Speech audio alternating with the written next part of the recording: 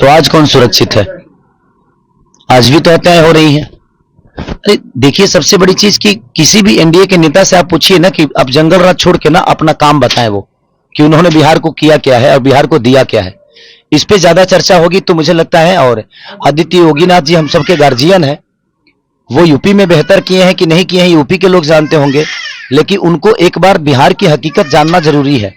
वो भी किसी नेता के मुंह से ही जंगल राज सुन लिए हैं, क्योंकि वो तो कभी यहां रहे नहीं और ना ही अभी रहते हैं वो।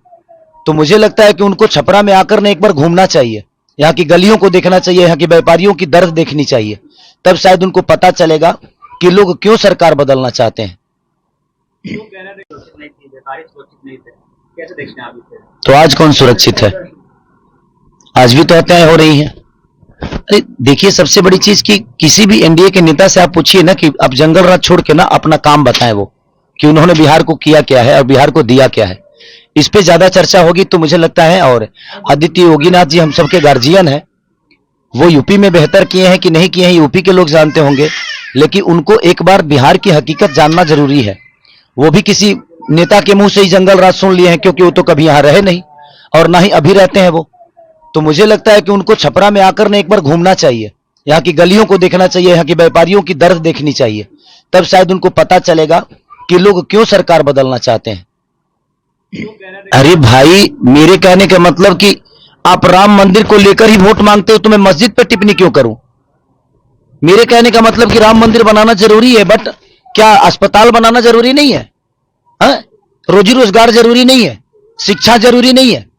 रोजी रोजगार के लिए ट्रंप को वोट करने जाएंगे हम कि आप ही को करेंगे? आप ही को किए हैं। मैं ये कह रहा हूं कि आप बनाइए, दुनिया में सारे हर जगह मंदिर बना दीजिए, लेकिन मंदिर से हमारे बच्चों का भविष्य तय हो जाएगा? मंदिर से अगर हमारे बच्चों का भविष्य तय होता है तो मैं चाहता हूं कि आप 200 मंदिर बिहार में बना डालिए और आप एक बच्चे का भविष्य तय करके बता दीजिए और दिखा दीजिए कि आपने कितने बच्चों का भविष्य उस मंदिर से किया है। मुझे कोई दुख नहीं है और ना ही मुझे कोई तकलीफ है। मैं कह रहा हूं अब बनाओ। भगवान दिल में होता है, श्रद्धा में होता है, मंदिर में सिर्फ एक मूर्ति होती है।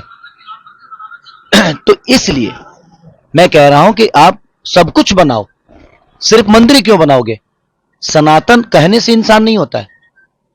हमारे दिनेश भैया कह रहे हैं कि मैं यदुमुल्ला हो गया, मैं यादव कुल का आदमी हूं ही नहीं। भाई, आप 10 साल बाद आपको सनातन याद आया? 10 साल पहले जब आप सिनेमा लाइन में थे और आज भी है, तो आप मुसलमान के कैरेक्टर में फिल्म क्यों करते थे? आपको नहीं करना चाहिए था। उस समय मुसलमान बुरे नहीं थे।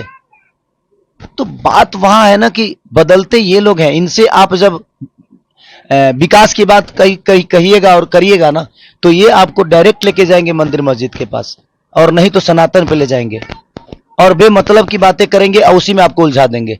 मेरे लिए पवन जी क्या बोले हैं, इससे विकास का कोई लेना देना नहीं है। मेरे लिए रवि भैया क्या बोले हैं, इससे विकास का कोई लेना देना नहीं है।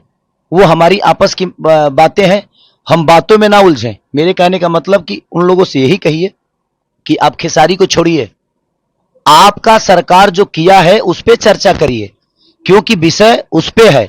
खेसारी से ना कुछ बिगड़ने वाला है और ना ही कुछ बनने वाला है। हमारा आपका बात विचार है, हम आपको चुभ रहे हैं तो हम बाद में फरियाद लेंगे, लेकिन हमारे बात विचार में आप मुद्दे से क्यों भटक रहे हैं? आप एक खेसारी को लेकर आप लोग सारे के सारे ट्रोल कर रहे हैं। मैंने ये छपरा लग रहा है जो इंटरनेशनल चुनाव बन गया है। पूरे बिहार में चुनाव हो रहा है, लेकिन पूरे हिंदुस्तान में सिर्फ छपरा दिख रहा है। भाई क्यों? क्योंकि इनकी टिप्पणी बहुत हार्ड हो रही है खेसारी पे। बट मैं डरता किसी से नहीं हूं, क्योंकि मुझे बनाने में जनता का सबसे बड़ा योगदान है। मैं खुद को बनाया जनता के बदौलत, मैं अपने बदौलत कुछ नहीं हूं। मैं आज भी जीरो हूं और राजनीति का ये पता नहीं है, बट जिनको पता है उनसे सलाह लेकर छपरा को बेहतर तो बना सकता हूं। वो कह रहे हैं हमारे दिनेश भैया कि यार हम सांसद बन के कुछ नहीं कर पाए, तो तुम विधायक बन के क्या कर पाओगे? भाई, वो प्रधानमंत्री भी बन जाएंगे तो कुछ नहीं कर पाएंगे। करने वालों के लिए काम होता है, नहीं करने वालों के पास कोई काम नहीं है।